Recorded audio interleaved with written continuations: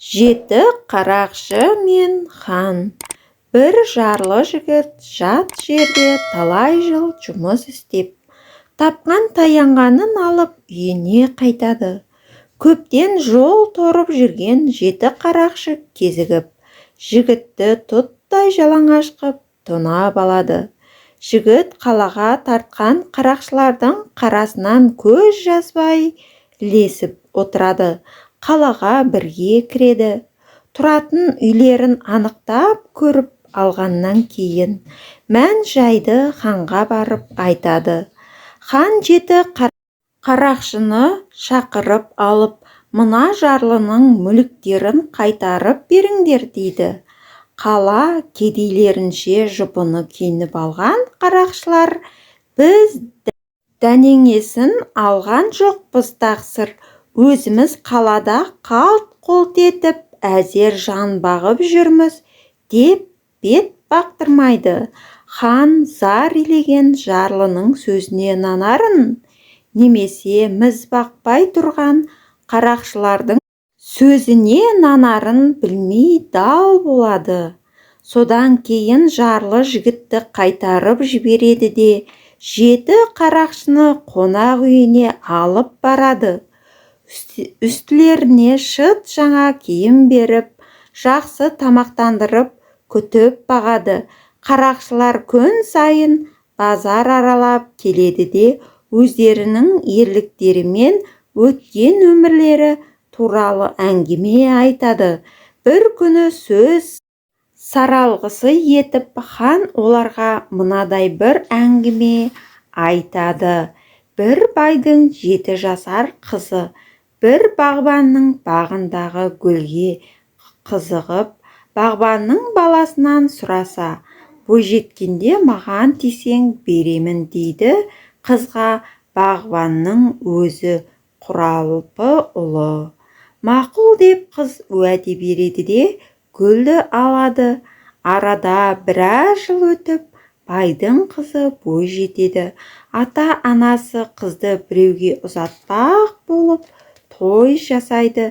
Қыз кішкене күнінде бағбанның баласына берген уәдесін айтып, өзін алмақ болып келген күйеу жігіттен басына бостандық беруін сұрайды. Ондай уәдең болса, менің киліккенім орынсыз екен деп жігіт қызға рұқсат береді. Қараңғы түнді жамылып, бағбанның баласына келе жатқан қызға 7 қарақшы кездесіп, біреуі алмақшы болады. Қыз оларға да өзінің түн жамылып келе жатқан жағдайын айтады.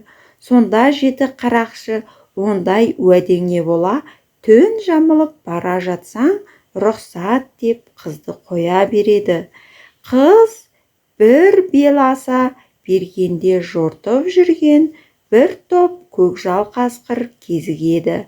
Аш қасқырлар қамап өзін жейтін болған соң, қыз қасқырларға да неге кетіп бара жатқанын айтады.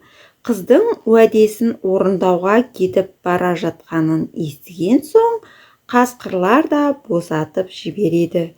Сөйтіп қыз бәрінен құтылып, бағбанның баласына барған екен. Ол: уәдеңде тұрғаныңа рахмет, мен сені қосағыңнан бөліп не мұратыма жетемін деп қызға рұқсат беріпті. Қыз қайтып келіп, ата-анасы атастырған жігітке қосылыпты. Сонда осылардың қайсысы ер деп сұрайды. Әңгімесін аяқтаған хан қасында отырғандардан: көкжал даланың серісі еді, бағына кезіккен қыз жей алмағаны несі, кім тергер еді жей салса. 7 қарақшы не қылған ақымақ, бүлдіршіндей қызды көпе-көрнеу қоя беріп, мейірімді болғаны құрысын. Жігіт не қылған ез, күйеу жігітте бір ынжық екен десіп жатып кеп өкіністі. Аңғармай ойындағыларын айтып қалған 7 қарақшыны хан байқапты. сөздерінен рақымсыз жандар екенін біледі. Мұндай тас бауырынды қарақшы емес деп кім айтады? Сыры ашылады. Хан жендеттерін шақырып алып, дарға асыңдар деп жарлық береді. Тақсыр, біз едік жарлы жігітті тонаған, қайтарып берейік, қасықтай қанымызды қиыңыз деп қол қусырып, орындарынан тұрып, ханның аяғына бас қояды.